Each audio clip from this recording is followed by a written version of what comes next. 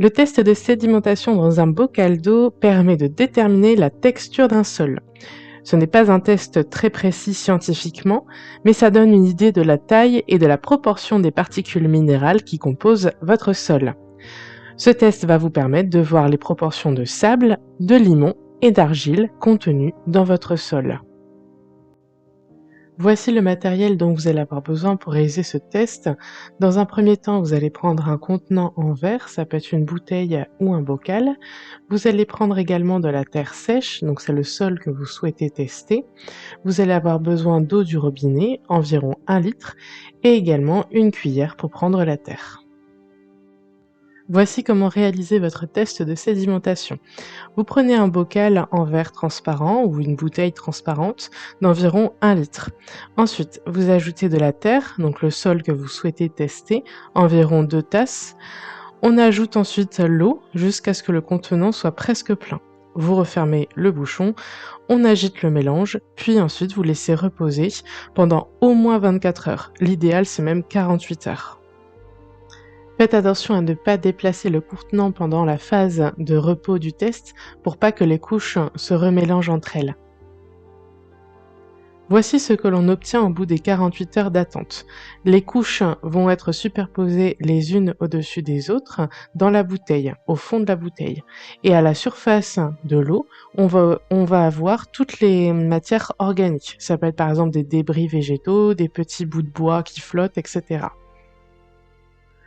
Le mélange va se stratifier au bout des 48 heures, c'est-à-dire que les couches vont se superposer. Tout au fond du contenant, on va avoir le sable. Tout au-dessus, on va retrouver l'argile. Et entre les deux, on va retrouver le limon. L'objectif est de déterminer le pourcentage de sable, de limon et d'argile qu'il y a dans votre échantillon de sol. Pour ça, vous allez prendre une petite règle et vous allez mesurer l'épaisseur des différentes couches. Donc vous allez mesurer déjà l'épaisseur de l'échantillon de sol, donc la totalité des couches. Dans mon exemple, on est à 3,5 cm. Vous allez prendre l'épaisseur de la couche d'argile, ici on est à 0,5 cm, la couche de limon on est à 1 cm et l'épaisseur de la couche de sable, dans cet exemple, on est à 2 cm. Pour obtenir le pourcentage de chaque élément minéral dans votre sol, on va utiliser les formules suivantes.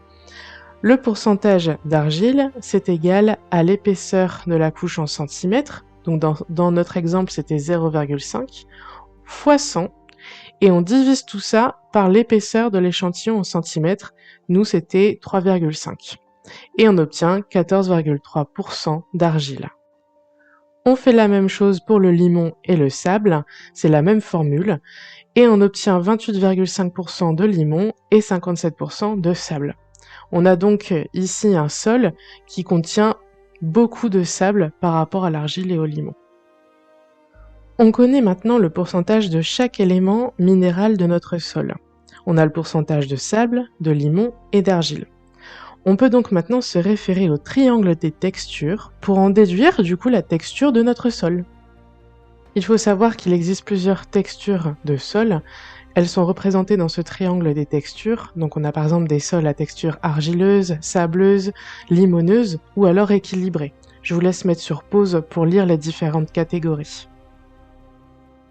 On va maintenant utiliser le triangle des textures.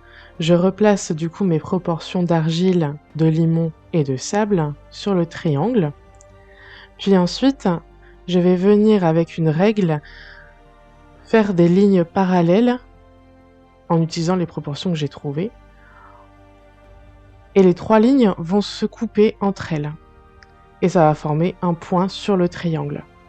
Et donc le point que je vais trouver correspond à la texture de mon sol. Dans notre cas, c'est limon sableux. On est donc sur une texture équilibrée. C'est la fin de cette vidéo, n'hésitez pas à vous abonner à la chaîne, vous pouvez laisser également un commentaire et aimer la vidéo.